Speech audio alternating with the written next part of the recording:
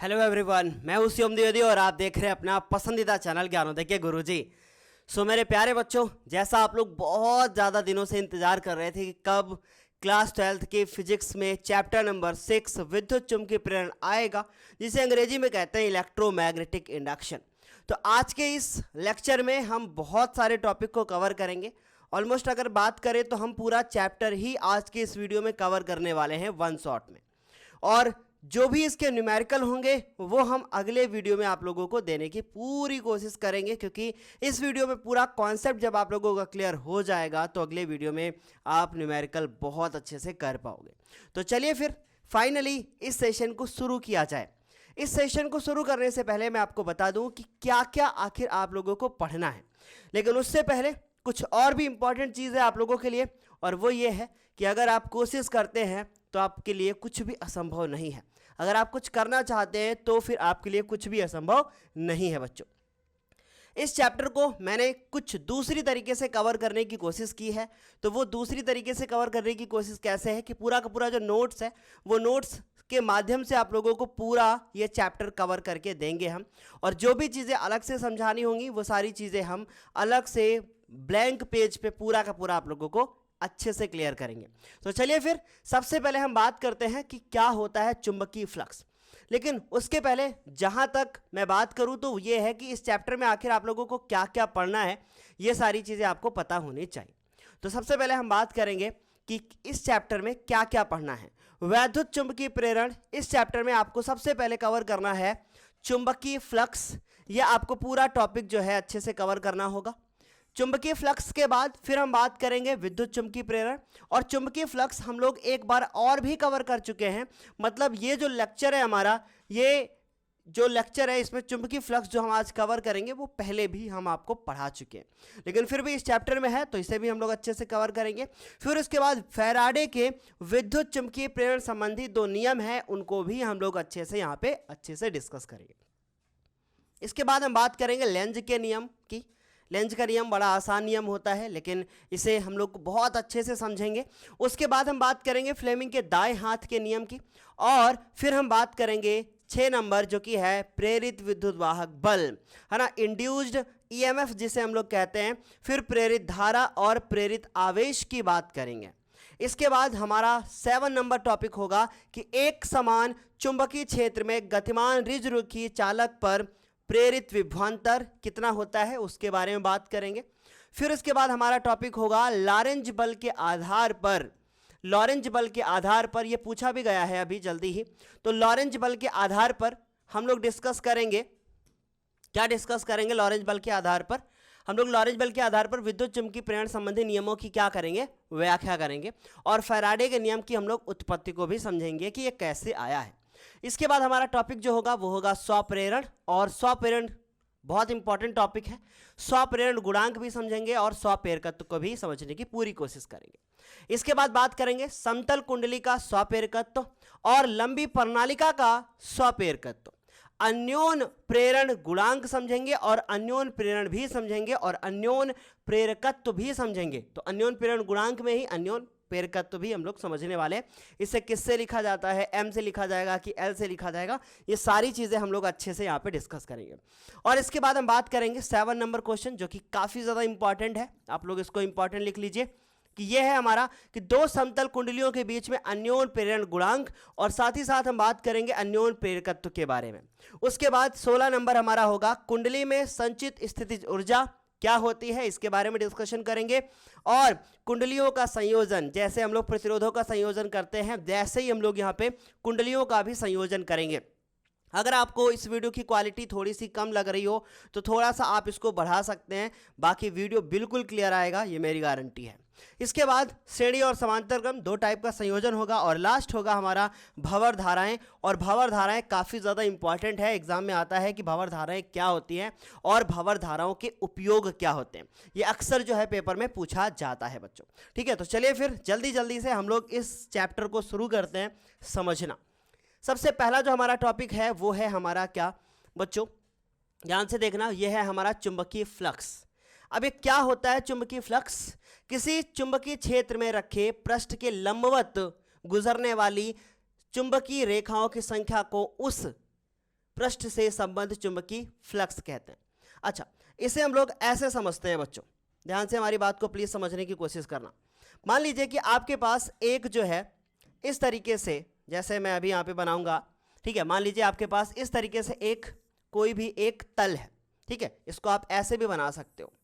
मान लीजिए आपके पास एक कोई तल है, इस तल से, जैसे तल कैसे ले सकते हो, जैसे मेरा मोबाइल फोन, ठीक है, ये आपके पास एक तल है, इससे लंबवत, लंबवत मतलब बिल्कुल सीधे जितने भी हमारी चुंबकीय बल रेखाएं गुजरेंगी, उन सारी चुंबकीय बल रेखाओं की जो संख्या होगी उसे हम कहेंगे चुंबकीय फ्लक्स।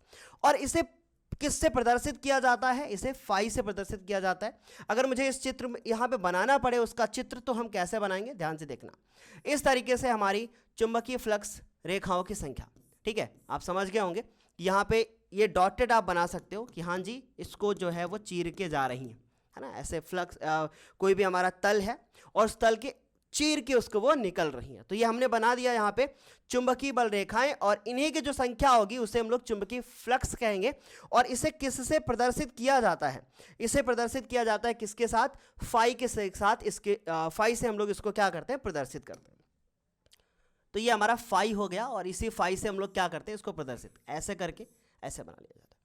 अब पेपर में एक बहुत बढ़िया सा क्वेश्चन आता है कि जो हमारा फाई होता है ना, फाई जो होता है ये क्या है?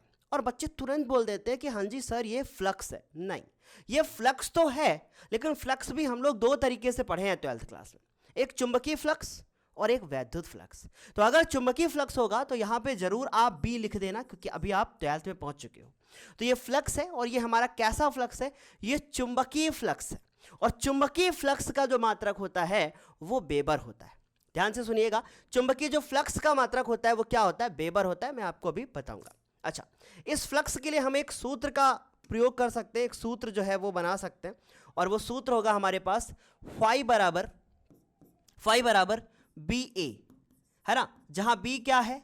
ये हमारी है चुंबकीय क्षेत्र की तीव्रता, और जो फाई क्या है? ये हमारा है चुंबकीय फ्लक्स, और बी चुंबकीय क्षेत्र की तीव्रता या चुंबकीय क्षेत्र, जो कि एक सदिश राशि होती है, और जो ए हमारे पास है वो क्षेत्रफल वेक्टर है, जो क्षेत्रफल दिया गया है।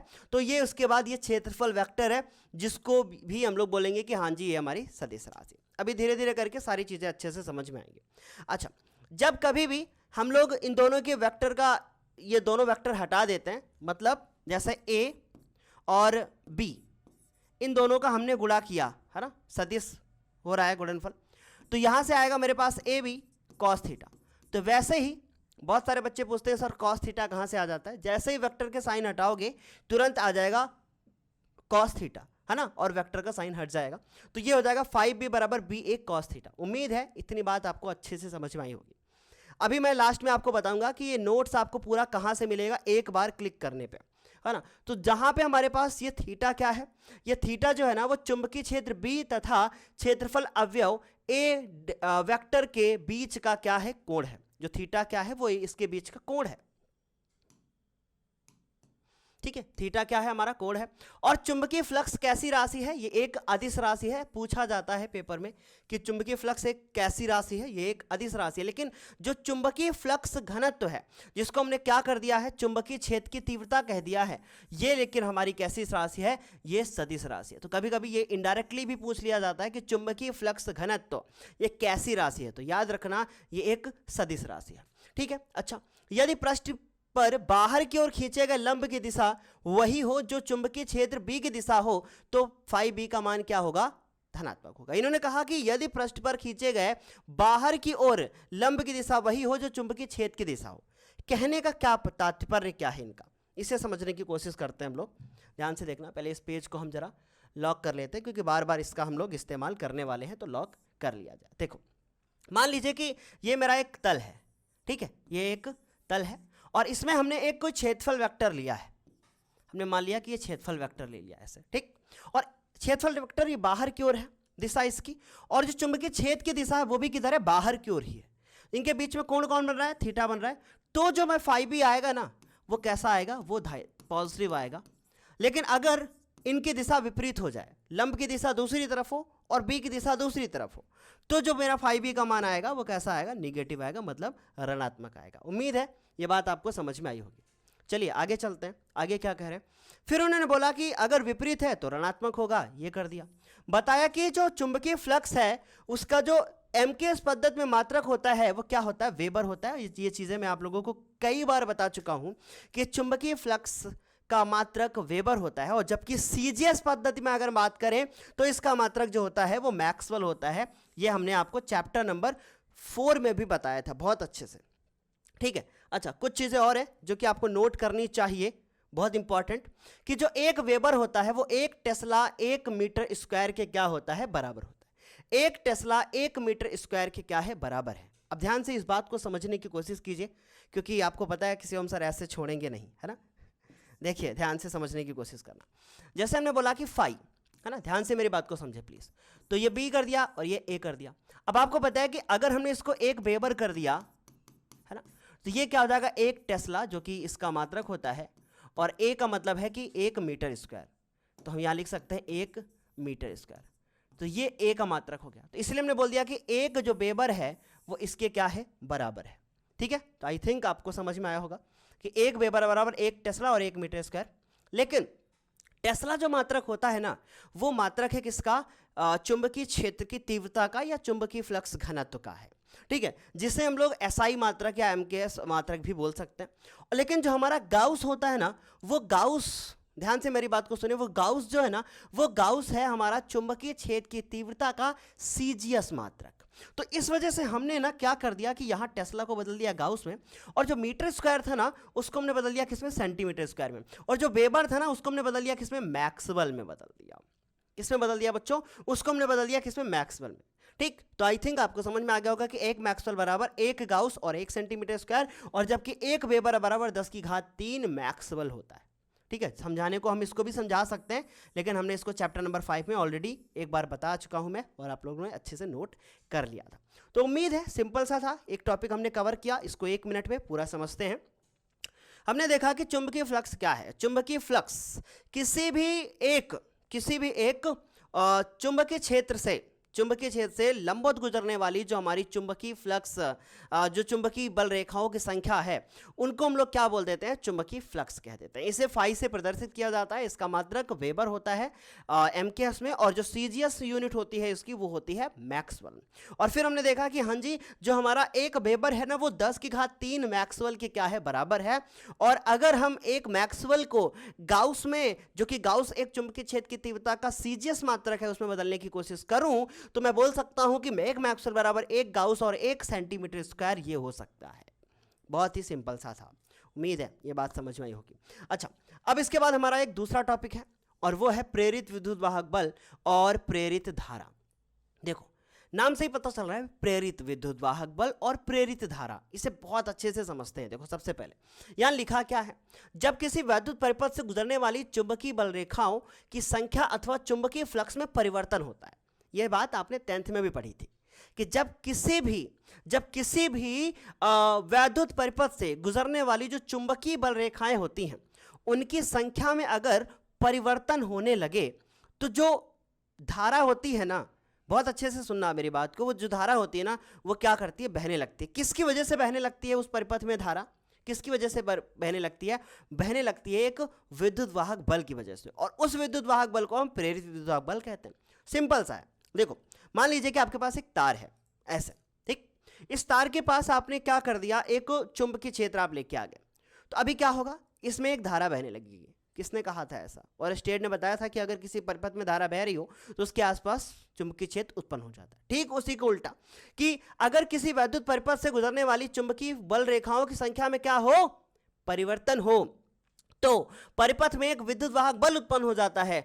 और यदि परिपथ बंद है, मतलब धारा बह रही है, तो परिपथ में धारा बहती है, और इस प्रकार विद्युत वाहक बल तथा वैद्युत धारा जो उत्पन्न होती है, उस विद्युत धारा को हम लोग क्या बोलते हैं, प्रेरित विद्युत धारा, और उसके बाद इसको बोलते हैं हम लोग प्रेरित विद्युत वाहक बल। जो हमारा विद्युत वाहक बल है उसको हम लोग बोलते हैं प्रेरित विद्युत वाहक बल। अच्छा, प्रेरित नाम से ही पता चल रहा है कि किसी से ये क्या है, प्रेरित होके आए हैं। ठीक है, कि भाई जो मेन करंट हमारी बह रही थी परिपथ में वो तो बह ही रही थी, लेकिन उसकी जो पास में चुंबकीय बल रेखाओं की संख्या में क्या होने लगा, परिवर्तन। तो उसकी वजह से तो कुछ और भी धारा बहने लगी, और जो धारा वो बहने लगी हमने उसको बोल दिया क्या, वो प्रेरित विद्युत धारा है। ठीक है, और जो विद्युत वाहक बल था वो उत्पन्न हुआ है, उसको हमने बोला कि प्रेरित विद्युत वाहक बल है। अच्छा, एक बार और बता दूं आपको, जो प्रेरित विद्युत वाहक बल है इसे हम लिखते किससे हैं, एप्सिलॉन से। ठीक है, इसे एप्सिलॉन से लिखते हैं, और जो हमारी धारा है ना उसको हम किससे लिखते हैं, आई से लिखते हैं। लेकिन कहीं कहीं बुक में आपको ये ई से लिखा हुआ भी मिल जाएगा, तो आप दोनों तरीके से लिख सकते हैं। ठीक है, आ रही मेरी बात समझ में। अच्छा, विद्युत वाहक बल जिसे हम कहते क्या हैं, EMF, इलेक्ट्रोमोटिव फोर्स, लेकिन जो प्रेरित विद्युत वाहक बल है ना उसको हम बोलते हैं इंड्यूस्ड EMF, और इसको बोलते हैं इंड्यूस्ड करंट। ये किसी की दूसरी की वजह से आई है। आ रही मेरी बात समझ में। चलो, अच्छा, ये धारा क्यों उत्पन्न हुई, सोचो एक बार।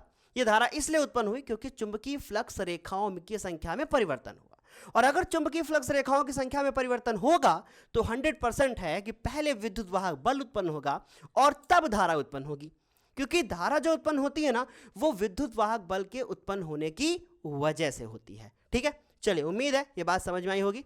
देखिए, इसका नोट्स जो है वो नीचे आपको डिस्क्रिप्शन बॉक्स में मिल जाएगा, जाके आप वहां से डाउनलोड कर सकते हो, कोई दिक्कत नहीं है। चलिए, अभी हमारा दूसरा टॉपिक है वो है विद्युत चुंबकीय प्रेरण, इलेक्ट्रोमैग्नेटिक इंडक्शन। बहुत सिंपल सा है कि वैद्युत चुंबकीय प्रेरण क्या होता है। देखो, वैद्युत चुंबकीय प्रेरण नाम से समझने की प्लीज कोशिश करना। देखो, परिवर्ती चुंबकीय क्षेत्र द्वारा, अब ये देखो यहां आया कि परिवर्ती चुंबकीय क्षेत्र मतलब चुंबकीय क्षेत्र में जो चुंबकीय बल रेखाओं की संख्या है वो लगातार बदल रही है, उसी को बोलते हैं परिवर्ती चुंबकीय क्षेत्र।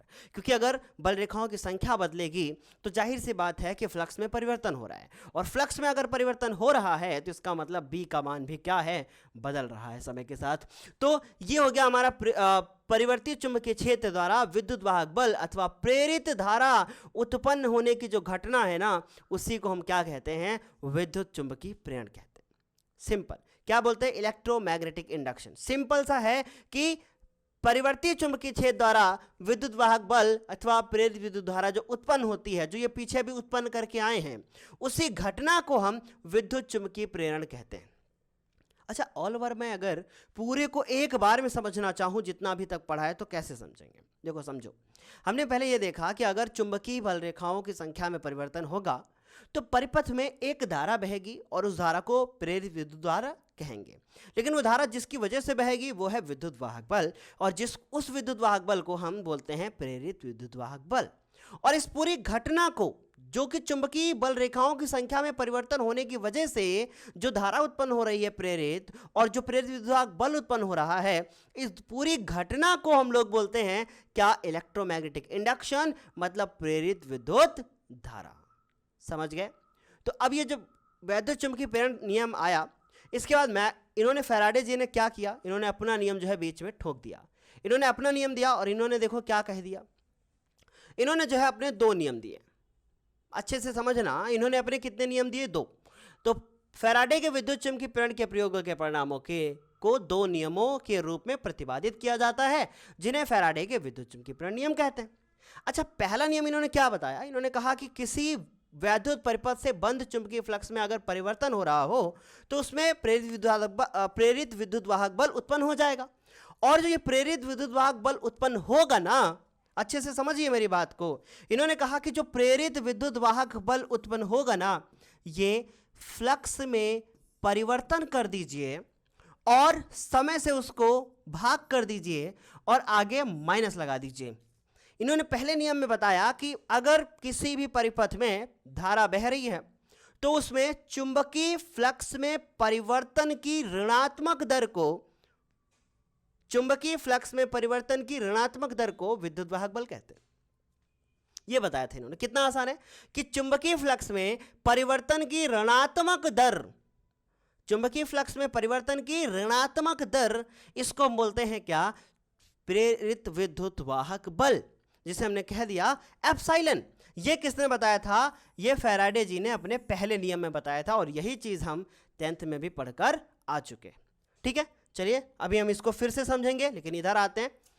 इधर इन्होंने फिर बताया प्रथम नियम में कि अगर प्रथम नियम ने बताया इन्होंने कि किसी वैद्युत परिपथ से बद्ध चुंबकीय फ्लक्स में परिवर्तन हो रहा हो तो वैद्युत परिपथ में एक प्रेरित विद्युत बल उत्पन्न हो जाता है और जिसका परिमाण जो होता है वो चुंबकीय फ्लक्स में परिवर्तन की ऋणात्मक दर के बराबर होता है। और इस नियम को न्यूमैन का नियम भी कहते हैं। यह कई बार पूछा भी गया है इनडायरेक्टली पेपर में।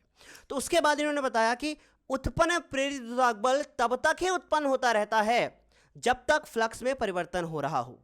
अगर फ्लक्स में परिवर्तन नहीं होगा तो प्रेरित जो विद्युत वाहक बल है जो न्यूटन जी ने फैराडे जी ने कहा था उसका मान क्या होगा बच्चों, 0 हो जाएगा। अर्थात अगर फ्लक्स में परिवर्तन ना हो, सोच कर देखो, अगर फ्लक्स में परिवर्तन ही ना हो तो जो प्रेरित विद्युत वाहक बल है वो मान क्या हो जाएगा, 0 हो जाएगा। ऐसा इन्होंने अपने स्टेटमेंट में आगे भी बोला। ठीक है, तो आई थिंक आप लोगों को ये बात अच्छे से क्लियर समझ में आ गई होगी, कुछ था ही नहीं अभी। अच्छा जी, इसके बाद देखते हैं क्या है, आगे चलते हैं। ठीक, ध्यान से देखो। अब ये इन्होंने लिखित रूप में दे दिया कि ये होता है epsilon is equal to minus delta B divided by T. लेकिन इन्होंने ये भी कहा कि अगर जो हमने कुंडली बनाई है, जो भी बनाया है, अगर उसमें, ध्यान से सुने, उसमें फेरों की संख्या कितनी हो, n हो। अगर फेरों की संख्या n हो तो यही जो हमारा फॉर्मूला है ना वो ये बन जाएगा। ठीक है, वो ये बन जाएगा। तो उम्मीद है आपको ये बात समझ में आ गई होगी। इसके आगे हम लोग n से क्या कर देंगे, गुणा कर देंगे। तो n delta B, delta phi B और डिवाइडेड बाई डेल्टा टी, ये इन्होंने बता दिया था अपने आगे के स्टेटमेंट में कि अगर फेरों की संख्या n हो तो n से आप गुणा कर लेना। ठीक, अच्छा, अब इन्होंने इसको जो है लिमिट के रूप में भी दे दिया। उसको समझ लेते हैं कि इन्होंने क्या कर दिया। इन्होंने कहा देखो, समय की शुरुआत तो हमेशा किससे होती है, 0 से, है ना। जैसे हम कहें कि अभी से आपको कुछ करना है तो अभी आप क्या है, 0। तो इन्होंने इसको लिमिट के फॉर्म में भी दे दिया कि जहां डेल्टा टी टेंडिंग टू क्या है, 0। अगर इसको आपको लिखना हो, फिलहाल ज़्यादा इंपॉर्टेंट नहीं है लेकिन आप फिर भी समझ लो।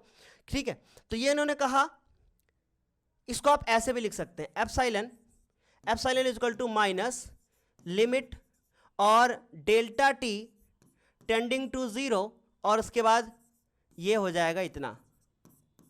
ये इन्होंने बोल दिया ऐसे। ठीक, जैसे ही हम लोग ये लिमिट टेंडिंग टू क्या है, 0। अब आपको, जब आप जो बच्चे मैथ पढ़ रहे होंगे उनको ये बात बहुत अच्छे से पता होगी कि ये वाला रूप नहीं बनना चाहिए, मतलब 0/0 रूप नहीं बनना चाहिए। मैथ में आपने पढ़ा होगा कि 0/0 रूप नहीं बनना चाहिए, 0/0 रूप नहीं बनना चाहिए। तो वही चीज़ यहाँ पर भी लागू हो रही है, 0/0 रूप। जिसको नहीं पता है कोई बात नहीं, इसको हटा दीजिए। जैसे लिमिट हटेगी ये डेल्टा की जगह पे क्या बन जाएगा, डी बन जाएगा। तो इनडायरेक्टली इसको ऐसे भी लिखा जाता है। ठीक, चलो कोई बात नहीं, जितना आया सो गुड, नहीं आया तो आप यहीं तक कॉपी पे लिख के छोड़ दीजिएगा, ये बहुत कम पूछा जाता है। चलो अच्छा, एक बात मुझे बताना ज़रा, इस फार्मूले में जो अभी मैं अपना फार्मूला लिख रहा था, इस फार्मूले में माइनस क्यों आया? ये माइनस क्यों आया? ये माइनस इसलिए इस फार्मूले में आया है क्योंकि जो प्रेरित विद्युत बल है वो फ्लक्स में परिवर्तन का विरोध करता है। वो ये नहीं चाहता कि फ्लक्स में परिवर्तन हो, अर्थात वो उत्पन्न होना ही नहीं चाहता। समझ रहे हो मेरी बात? तो जब भी फ्लक्स में परिवर्तन होगा तो प्रेरित विद्युत बल उत्पन्न होगा। तो ये माइनस चिन्ह ये बताता है, कभी कभी पूछा जाता है कि फैराडे के प्रथम नियम में जो माइनस का चिन्ह है वो क्या बताता है? वो ये बताता है कि ऋणात्मक चिन्ह माइनस ये दर्शाता है कि प्रेरित विद्युत बल सदैव फ्लक्स में परिवर्तन का विरोध करता है। वो ये नहीं चाहता कि फ्लक्स में क्या हो, परिवर्तन हो। चलिए, उम्मीद है ये बात समझ में आई होगी। आगे चलते हैं हम लोग, आगे चलते हैं। यहां पर वही चीज लिखी है कि अगर फेरों की संख्या n हो तो n से गुणा कर दीजिए, जो मैं आपको समझा चुका हूं। ठीक है, चलो आई थिंक आपको ये बात समझ में आ गई होगी। अब हम सेकंड नियम की तरफ जाते हैं, इसको समझते हैं। ठीक, सेकंड नियम काफ़ी ज़्यादा इंपॉर्टेंट था। इन्होंने क्या बताया अपने सेकंड नियम में, ध्यान से समझो। सेकंड नियम में इन्होंने ये बताया कि जो प्रेरित विद्युत वाहक बल है, ध्यान से देखिए, कुंडली में उत्पन्न प्रेरित विद्युत बल जो है वो फ्लक्स में परिवर्तन के समानुपाती होता है, और इसे हम लोग क्या कहते हैं, लेंज का नियम भी कहते हैं। तो आप इसको इनडायरेक्टली ऐसे भी लिख सकते हो जैसा मैं आपको बता रहा हूं। ठीक है, इसमें आप लिख सकते हो कि फैराडे के द्वितीय नियम के अनुसार प्रेरित विद्युत वाहक बल सदैव उसका विरोध करता है जिसके कारण वो स्वयं उत्पन्न हुआ। ठीक है, तो ये देखो जरा ध्यान से, ये चीज यहां पर भी लिखी है। देखो कि किसी परिपथ में, सॉरी एक मिनट, मैंने प्रेरित विद्युत बल बोल दिया ना, ध्यान से सुनिए। किसी भी परिपथ में बहने वाली वैद्युत धारा, कौन सी? प्रेरित विद्युत धारा, सदैव उस कारण का विरोध करती है जिसके कारण वो स्वयं उत्पन्न हुई है, और इसे हम लोग लेंज का नियम कहते हैं। तो ये था हमारा सेकंड नियम। तो अगर इस लेंज के नियम को उठाकर आप यहां भी लिख दोगे कि कुंडली में उत्पन्न प्रेरित विद्युत धारा सदैव उस कारण का विरोध करती है जिसके कारण वो स्वयं उत्पन्न हुई है, जिसे हम लोग लेंज का नियम कहते हैं, तो भी बिल्कुल क्या होगा? सही होगा। लेकिन फिर भी इसको इनडायरेक्टली ऐसे भी लिखा जा सकता है कि कुंडली में उत्पन्न प्रेरित विद्युत बल फ्लक्स में परिवर्तन की दर के क्या होता है? समानुपाती। अर्थात जो प्रेरित विद्युत बल है वो फ्लक्स में परिवर्तन के क्या होता है? समानुपाती। इस बात से क्या पता चलता है? इस बात से यह पता चलता है कि जितना ज्यादा फ्लक्स में परिवर्तन, उतना ही ज्यादा प्रेरित विद्युत वाहक बल उत्पन्न होगा, उतना ही ज्यादा प्रेरित विद्युत वाहक बल उत्पन्न होगा। और जो माइनस चिन्ह आगे हम लगा देंगे तो इसका मतलब है कि वो क्या कर रहा है? विरोध कर रहा है। अच्छा ठीक है, जैसे ये प्रोपोर्शनल का साइन हटेगा तो एक नियतांक आएगा जिसे हमने स्मॉल के बना लिया, और ये डेल्टा फाई बी, और उसके बाद ये डिवाइडेड बाय डेल्टा टी। ठीक, अगर k की वैल्यू 1 हो तो ये हमारा ये फॉर्मूला जो है वो यहां से आ जाता है। तो ये सिंपल सा है, चाहिए तो आप इसको नोट कर सकते हो, नहीं तो नीचे डिस्क्रिप्शन बॉक्स में इसका पूरा नोट्स अवेलेबल है, जाके आप डाउनलोड कर सकते हो। चलिए, उम्मीद है आपको ये बात अच्छे से क्लियर हो गई होगी। आगे चलते हैं। लेंज का नियम क्या था? किसी परिपथ में प्रेरित विद्युत धारा की दिशा इस प्रकार होती है कि वह उस कारण का विरोध कर सके जिसके कारण वह स्वयं उत्पन्न हुई है। मतलब जो प्रेरित विद्युत वाहक बल के कारण वो उत्पन्न हुई है और वो उसी का विरोध करती है जिसके कारण वो स्वयं उत्पन्न हुई है। तो आई होप आप लोगों को इतना जो है वो काफ़ी अच्छे से समझ में आया होगा। आप लोग लगातार ये बोल रहे थे कि सर हमें भूल गए हैं, सर वीडियोस नहीं बना रहे हैं हम लोगों के लिए, लेकिन मैं आप लोगों को क्या बताऊं कि समय मतलब एक ऐसी चीज़ होती है ना, अगर वो सही नहीं चल रहा हो तो बस ज़्यादा नहीं कहना चाहूँगा कुछ भी, लेकिन ये है कि सारे दिन एक जैसे नहीं होते, सारे दिन एक जैसे नहीं होते, और बिल्कुल भी आप डिसअपॉइंट ना हो। बहुत अच्छे से सारी चीज़ें हम कवर करेंगे, जैसे कवर करते हुए आए हैं वैसे ही सारी चीज़ें कवर करेंगे, टेंशन मत लीजिए। ठीक है, चलिए आगे क्या है? लेंज का ऊर्जा संरक्षण नियम। अब ये कई बार पूछा गया है, ध्यान से हमारी बात को प्लीज सुनिएगा। ये कई बार पूछा गया है कि लेंज का नियम किस पर आधारित है? तो याद रखना, लेंज का नियम ऊर्जा संरक्षण के नियम पर क्या है? आधारित है। और चाहो तो उठा के देख लेना, जो पिछले 4-5 सालों के पेपर है उसमें लगातार ये पूछा जा रहा है कि लेंज का नियम किस संरक्षण के नियम पर आधारित है? तो ऊर्जा संरक्षण के नियम पर आधारित है। क्यों आधारित है, इसके बारे में बात करना। ध्यान से हमारी बात को सुने प्लीज, ध्यान से देखो। पहले इसको थोड़ा पढ़ लीजिए ताकि आप लोगों को दिक्कत ना हो। जैसे लिखा कि जब चुंबक के n ध्रुव को कुंडली के पास लाते हैं तो कुंडली का वह फलक जो चुंबक की ओर होता है लेंज के नियमानुसार n ध्रुव की भांति कार्य करने लगता है। ध्यान से सुनिए प्लीज, ये देखिए। ठीक, ये ध्यान से देखना बच्चों। ये हमने क्या किया, और समान ध्रुवों में क्या होता है? प्रतिकर्षण होता है। तो आपने देखा कि ये हमारा चुंबक है, जाहिर सी बात है, और इसका ये नॉर्थ है और ये इसका क्या है? साउथ है। और हमारे पास एक जो है वो हमने क्या किया? लूप बना रखा है। और याद रखना, हमने आपको बता रखा है कि अगर एंटी क्लॉकवाइज, घड़ी की उल्टी दिशा में अगर कुंडली में धारा बह रही है तो वो हिस्सा, जैसे कि लूप कोई भी बना लो ऐसे, और जिधर से घड़ी की उल्टी दिशा में धारा बहेगी वो हिस्सा हमारा नॉर्थ कहलाता है, मतलब एंटी क्लॉकवाइज। अगर क्लॉकवाइज है तो वो साउथ कहलाता है। तो अगर ये हमारे पास मान लीजिए कि ये हमने क्या बना दिया है, कोई भी मान लीजिए एक कुंडली बना दी। अब उसके बाद इसमें मैं देख रहा हूं कि धारा जो है इस तरीके से बह रही है, तो ये इसका क्या कहलाएगा? नॉर्थ कहलाएगा। अब आपको पता है कि ये, ध्यान से देखिए मेरी बात, ये नॉर्थ है, ये साउथ है, ये क्या है? नॉर्थ है। आपके हिसाब से यहाँ पे क्या होना चाहिए? देखो, समान ध्रुव में प्रतिकर्षण होता है, अतः चुंबक और कुंडली के मध्य प्रतिकर्षण बल के विरुद्ध चुंबक को कुंडली के पास लाने में किया गया क्या है? कुंडली के पास लाने में कार्य करना पड़ता है। कुंडली को पास लाने में क्या करना पड़ता है? कार्य करना पड़ता है। क्यों कार्य करना पड़ता है? क्योंकि हम इस चुंबक को पास लाना चाहते हैं। है ना, तो हमें कुछ कार्य करना पड़ रहा है, और यही यांत्रिक कार्य विद्युत ऊर्जा के रूप में अथवा विद्युत धारा के रूप में क्या हो जाता है, संचित हो जाता है। तो ये हमेशा जो होता है, जो कार्य कर रहे हो आप, वो कार्य क्या एक प्रकार की ऊर्जा है, और वही ऊर्जा हमारी संचित हो रही है किसके रूप में, विद्युत ऊर्जा के रूप में, या हम इनडायरेक्टली बोलें कि वो धारा के रूप में क्या हो रही है, संचित हो रही है। ठीक, अच्छा सेकेंड पार्ट क्या है,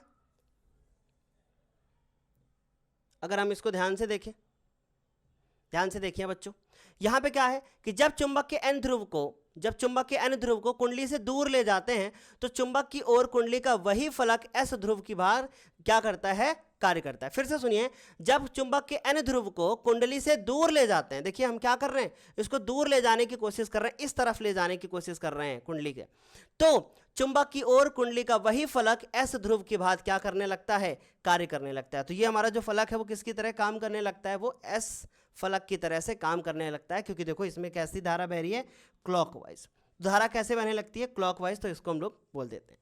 ठीक है, आई होप इतना बात समझ में आया होगा आपको।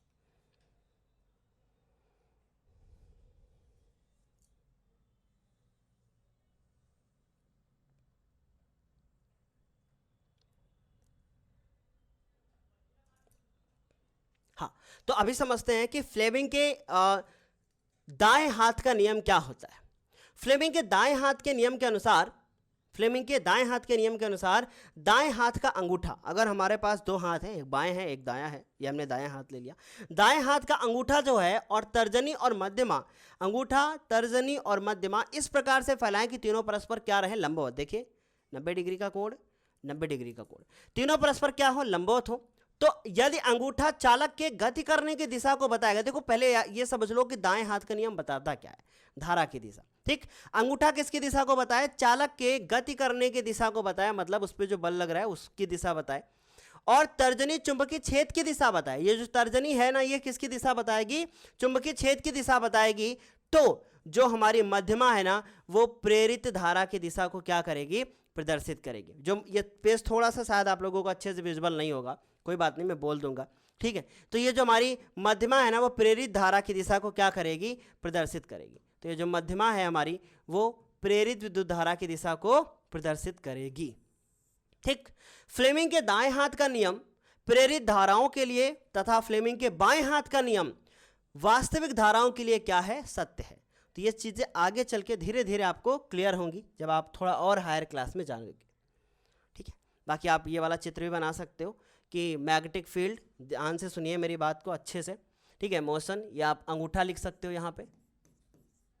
ठीक है, ये आपका अंगूठा हो गया, और इंड्यूस्ड मोशन है, और ये मैग्नेटिक हमारी क्या है, करंट। बट यहाँ पे आप मैग्नेटिक फील्ड है, और यहाँ पे आप लिखो इंड्यूस्ड करंट, धारा, और ये आपका हो गया मैग्नेटिक फील्ड, जिसको हम लोग बी से लिखते हैं। समझ में आ रही बात। ठीक, तो ये हमारी क्या है, ये अंगूठा है, ये तर्जनी है, और ये क्या है, हमारी मध्यमा। हमने तीनों को इस प्रकार फैलाया कि जो हमारा अंगूठा है वो किसकी दिशा में होना चाहिए, वो होना चाहिए चालक के गति करने की दिशा में, और जो मध्यमा है वो प्रेरित विद्युत धारा की दिशा में होनी चाहिए, मध्यमा हमारी प्रेरित विद्युत धारा की दिशा में, और जो ये है ना वो किसकी दिशा में होनी चाहिए, वो हमारी होनी चाहिए बच्चों मैग्नेटिक फील्ड, मतलब चुंबकीय छेद की दिशा में। ठीक, चलिए बहुत बढ़िया, उम्मीद है ये समझ में आया होगा। अब काफ़ी इंपॉर्टेंट है ये चीज़, हम अच्छे से समझते हैं। प्रेरित विद्युत बल, प्रेरित धारा और प्रेरित आवेश, इन चीज़ों को हम धीरे से समझने की कोशिश करते हैं। ध्यान से हमारी बात को सुनना प्लीज़। सबसे पहले अभी अभी एक आपने फॉर्मूला पढ़ा था कि epsilon is equal to minus और फेरों की संख्या n, और डेल्टा ही बना देते हैं ना, ताकि आप लोगों को कोई दिक्कत ना हो। n और डेल्टा और फाई b, और इसके बाद नीचे डेल्टा t। ठीक, अच्छे से समझ रहा। अच्छा, फाई b, ध्यान से समझिएगा, फाई b आखिर क्या होता है। इसका मतलब है जो बाद में फ्लक्स होगा और फ्लक्स में परिवर्तन। तो फाई b बराबर फाई टू माइनस क्या, फाई वन, जिसको हमने अगली लाइन पे देखो phi two minus phi one कर दिया है, नीचे क्या हो गया, t हो गया। ठीक, अच्छा प्रेरित, ये तो हमने निकाला कि कुंडली में अगर n फेरे हों तो ये फॉर्मूला बन जाएगा। स्क्रीनशॉट जो भी लेना है ले सकते हो आप। अच्छा, प्रेरित धारा, अब ध्यान से फिर से सुनने की मेरी बात कोशिश करना। अब एक फॉर्मूला होता है कि I is equal to V divided by R. अच्छा, V होता क्या है, V क्या होता है? विभवांतर, है ना। और ये जो हमारा विभवांतर है, इसी को हमने वहाँ पे जब आपको 4 नंबर चैप्टर में शायद बढ़ाया था कि टर्मिनल वोल्टेज भी बोलते हैं इसको, है ना, टर्मिनल विभवांतर। तो जो टर्मिनल वोल्टेज, अगर मेरा सर्किट है जिसमें करंट का फ्लो नहीं हो रहा है, तो जो टर्मिनल विभवांतर होता है वो किसके बराबर होता है? वो हमारा विद्युत वाहक बल के बराबर होता है। तो इसे मैं ना ये भी लिख सकता हूँ, और डिवाइडेड बाई क्या कर दिया हमने? R कर दिया। तो इस बिहाफ पे ये मैं बोल सकता हूँ कि I बराबर जो होगा वो एप्सिलॉन डिवाइडेड बाई क्या हो गया? R हो गया। चलिए आते हैं यहाँ पे, V और ये R हो गया। अब हमने क्या किया? ये लिखा, और एप्सिलॉन का मान मुझे पता है कि -n डेल्टा B और डिवाइडेड बाई डेल्टा T। यहाँ D लिखा है बट आप डेल्टा लिख लो। तो हमने क्या किया? माइनस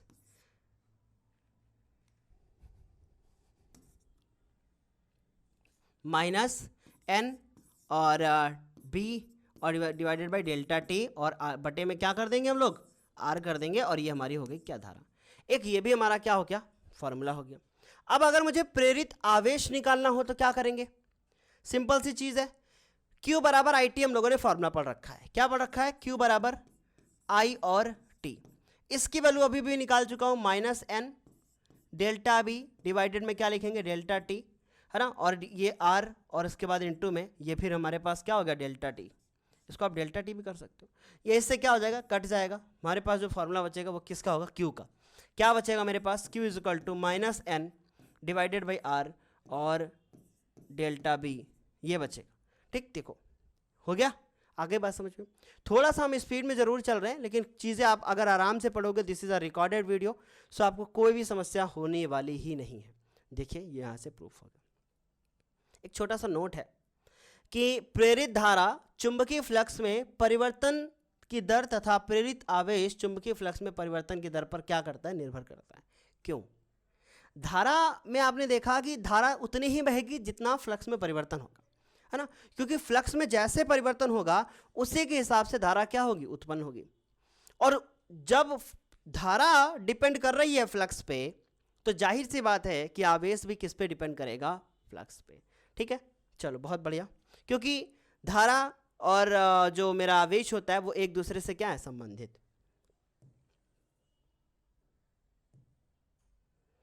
अभी हमारा एक और टॉपिक है, इसको समझेंगे। अब ये थोड़ा थ्योरेटिकल है, इसे हमें अच्छे से समझना पड़ेगा, बहुत अच्छे से समझना पड़ेगा। ठीक है, टॉपिक है हमारा कि एक समान चुंबकीय क्षेत्र में ऋजुरेखीय चालक, है ना, या गतिमान तार में प्रेरित विभवांतर। एक समान चुंबकीय क्षेत्र में ऋजुरेखीय चालक या गतिमान तार में प्रेरित विभवांतर। ठीक, तो ध्यान से समझे। मान लीजिए कि हमारे पास एक L लंबाई का एक सीधा चालक तार है जिसका नाम है PQ। ये देखिए यहाँ पे हमने एक L लंबाई का सीधा चालक तार बना लिया है जिसका नाम क्या रख दिया हमने? PQ। ठीक, हमारे पास एक सीधा चालक तार है जिसका नाम कितना रख दिया हमने? PQ। ध्यान से देखें, ये PQ। ठीक, इसके बाद फिर ऊपर से पढ़ते हुए आते हैं, एक समान चुंबकीय क्षेत्र में B की दिशा में के लंबवत रखा गया है। मतलब अगर चुंबकीय क्षेत्र की दिशा हमारी इस तरफ है, ध्यान से देखें, चुंबकीय क्षेत्र की दिशा अगर हमारी इस तरफ है, इस तरफ हमारी क्या है? चुंबकीय क्षेत्र की दिशा, तो उसी के क्या रख दिया गया है? लंबवत जो है वो रख दिया गया है। फिर आगे चलते हैं, ध्यान से समझे। फिर इसके बाद चुंबकीय क्षेत्र की दिशा कागज तल के क्या है? लंबवत नीचे की ओर है। अब कागज तल एक लेके आते हैं, फिर हम आपको समझाने की पूरी कोशिश करेंगे। मान लीजिए कि हमारे पास एक ये कागज तल है, ठीक है। इन्होंने बोला कि एक तार जो है वो इस तरीके से रखा गया है, माना L लंबाई का एक सीधा चालक तार PQ एक समान चुंबकीय क्षेत्र B में लंबवत रख दिया गया है। ठीक, और उसके बाद इन्होंने बोला कि चुंबकीय क्षेत्र की दिशा कागज तल के लंबवत जो है वो नीचे की ओर है। अच्छा, ये कागज तल है ना, तो इसमें चुंबकीय क्षेत्र की जो दिशा है ना, इन्होंने बोल दी किधर है? वो नीचे की ओर है। ये बता दिया कि चुंबकीय क्षेत्र की दिशा कैसे? नीचे की ओर। जो मैं बोल रहा था ना कि चुंबकीय क्षेत्र की दिशा इस तरफ है, नहीं, इन्होंने बोल दिया नीचे की ओर है। फिर आगे चलते हैं, देखते हैं क्या कह रहे हैं। फिर उन्होंने कहा जिसे एक्स चिन्हों से या क्रॉस चिन्हों से क्या किया गया? प्रदर्शित किया गया। यदि चालक PQ को चुंबकीय क्षेत्र के लंबवत दाहिने तरफ वेग v से क्या करें? गति कराएं। अब आपको पता है कि नीचे है चुंबकीय क्षेत्र की दिशा, और चालक जो है ना उस तरफ क्या कर रहा है? गति कर रहा है। ये चालक को हम इस तरफ लेकर जा रहे हैं। तो आपको बताया कि अभी अभी आपने एक नियम पढ़ा है फ्लेमिंग के दाएं हाथ का नियम, कि चालक अगर नीचे की तरफ गति कर रहा है और ये इधर की तरफ गति कर रहा है, तो जाहिर सी बात, ध्यान से सुनिए, ये कागज तल है, कागज तल और इसके नीचे की ओर है, ठीक, ये कागज तल जिस पे आप लिख रहे हो ऐसे इधर जा रहा है, ये हमारा v की दिशा है, जो भी हमारे पी क्यू को हम उस दिशा में गति करा रहे हैं, और गति उसकी दिशा की तरह है, चुंबकीय क्षेत्र की दिशा नीचे की ओर है। अब इन्होंने क्या लिखा आगे, ध्यान से समझिएगा प्लीज। यदि Q आवेश चुंबकीय क्षेत्र B के क्या है लंबवत गति करे, तो हमें एक फॉर्मूला पता है कि अगर वो लंबवत गति कर रहा है, कौन, हमारा कोई Q आवेश है, वो क्या कर रहा है, लंबवत गति कर रहा है, जो भी इस चालक के पास चार्ज है वो अगर लंबवत गति कर रहा है, तो F का जो फॉर्मूला होगा वो क्या बन जाएगा, QVB साइन थीटा, है ना, FM बराबर QVB साइन थीटा। लेकिन हमें पता है कि ये लंबवत गति कर रहा है, तो जाहिर सी बात है थीटा का मान हम कितना रखेंगे, 90 रखेंगे। तो ये हो गया हमारा क्या, 90। आगे चलते हैं। दाएं हाथ की हथेली के नियम नंबर 2 के अनुसार, ध्यान से हमारी बात को सुनिएगा, दाएं हाथ की हथेली के नियम नंबर 2 के अनुसार अगर ये अंगूठा, ये जो मेरा अंगूठा है वो किधर की दिशा में हो, अभी ध्यान से सुनना मेरी बात। इन्होंने कहा कि धन आवेश पर चुंबकीय बल FM की दिशा सिरे P से P की तरफ तथा ऋण आवेश पर Q सिरे की तरफ होगी। इसका मतलब है कि अगर हम हथेली के नियम के अनुसार देखें तो जो हमारा चुंबकीय बल की दिशा है धन सिरे पर ऊपर की ओर और ऋण सिरे पर नीचे की ओर होगी। अब आपको पता है कि एक उसको इधर खींच रहा है, एक उसको उधर खींच रहा है, तो अब क्या होगा, देखिए, ठीक। तो इन्होंने पता किया कि इलेक्ट्रॉन P सिरे से Q सिरे की तरफ क्या करने लगेंगे, गति करने लगेंगे। P सिरे से Q सिरे की तरफ इलेक्ट्रॉन क्या करने लगेंगे, गति करने लगेंगे, क्योंकि Q सिरे पे क्या है, निगेटिव है, क्योंकि वहां पे क्या है, P सिरे से Q सिरे की तरफ गति करने लगेंगे। इस प्रकार P सिरे पर इलेक्ट्रॉन की क्या हो जाएगी, कमी हो जाएगी। और जब P सिरे पर इलेक्ट्रॉन की कमी हो जाएगी तो P सिरा जो होगा वो हमारा कैसा बन जाएगा, धनात्मक बन जाएगा, क्योंकि यहाँ पे क्या है, इलेक्ट्रॉन की कमी है। और जो ये वाला है ना, ये कैसा हो जाएगा, ऋणात्मक हो जाएगा, क्योंकि यहाँ पे इलेक्ट्रॉन की अधिकता है। ठीक है, उम्मीद है आप लोगों को अच्छे से समझ में आ रहा होगा। इसके बाद जरा ध्यान से देखिए, इन्होंने फिर आगे लिखा कि इलेक्ट्रॉन की अधिकता हो जाएगी, इसलिए P सिरा जो है ना वो धनावेशित हो जाएगा, और जो Q सिरा है वो कैसा हो जाएगा, ऋणावेशित, क्योंकि ऋणावेशित तभी होता है जब इलेक्ट्रॉन की अधिकता होती है।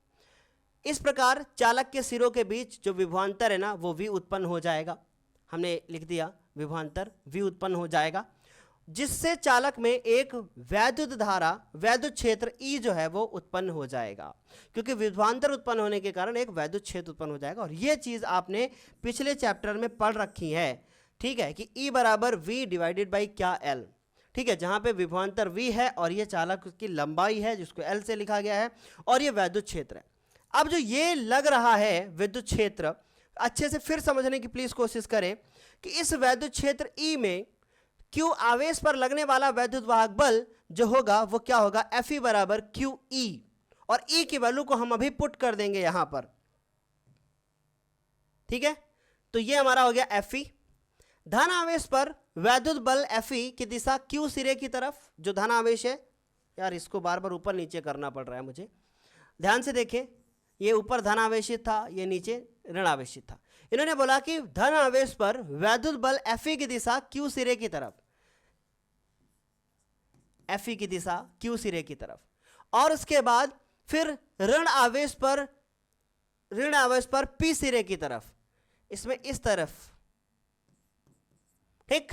फिर उसके बाद इन्होंने बोला इसी प्रकार इलेक्ट्रॉन पर वैद्युत बल Fe तथा चुंबकीय बल Fm एक दूसरे के विपरीत दिशा में कार्य करेंगे। ये इधर Fm होगा, इधर क्या होगा, Fm होगा, एक दूसरे की क्या है, विपरीत। Fm इधर है, एक उसके ऊपर उधर। तो जाहिर सी बात है जैसे जैसे Q सिरे पर इलेक्ट्रॉन की संख्या बढ़ती जाएगी, नीचे वाले इलेक्ट्रॉन की संख्या बढ़ती जाएगी, वैद्युत क्षेत्र E का मान भी क्या होता जाएगा, बढ़ता जाएगा, जिससे वैद्युत वाहक बल Fe का मान भी क्या होगा, बढ़ेगा। जब Fe का मान Fm के बराबर हो जाएगा तो P सिरे पर Q सिरे की तरफ इलेक्ट्रॉन का जाना बंद हो जाएगा और इस स्थिति में जो मेरा Fe होगा वो किसके बराबर हो जाएगा, Fm के बराबर होगा। देखो ये पूरा थ्योरेटिकल टॉपिक है, मैं इसको से समझाने की कोशिश कर रहा हूं। अगर आप इसको थ्योरी से समझ पाए देन सो गुड, नहीं तो आपको इसको एक बार पढ़ना पड़ेगा खुद से और आप खुद अच्छे से समझ जाएंगे। ठीक, तो ये Fe और Fm ये आपने यहां से लिख लिया। अब आपको ये बात बहुत अच्छे से पता है, देखो भाई Q से Q ना कट जाएगा और E बराबर जो बचेगा वो VB हो जाएगा।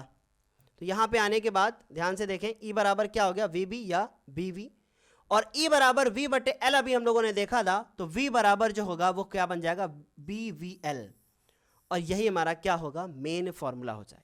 लेकिन एक छोटा सा नोट है कि यदि चालक PQ चुंबकीय क्षेत्र के लंबवत गति ना करे और थीटा कोण बनाए तो चालक के सिरों के बीच जो विभवांतर होगा वो हो जाएगा BVL साइन थीटा, और थीटा का मान अगर 0 हो जाए तो जो V का मान है, जो विभवांतर है, वो क्या हो जाएगा, 0 हो जाएगा। ये कुछ केस थे जो मैंने आप लोगों को इस तरीके से एक्सप्लेन करके दिया, प्योरली थ्योरेटिकल था, पर फिर भी मैंने कोशिश की कि आप लोगों को इस तरीके से मैं एक्सप्लेन करके दूं। आप इसको देख सकते हो, जो चीज़ें मैं अभी बता रहा था कि Fe नीचे की ओर है, ये Fe ऊपर की ओर है, ये Fm नीचे की ओर होगा और ये Fm ऊपर की ओर होगा। इनको अच्छे से समझने की कोशिश करें, ये पूरा थ्योरेटिकल टॉपिक है, इसको प्लीज़ और प्लीज़ अच्छे से समझें। ठीक है, उम्मीद है ये बात आपको अच्छे से क्लियर आई होगी समझ में। आगे चलते हैं।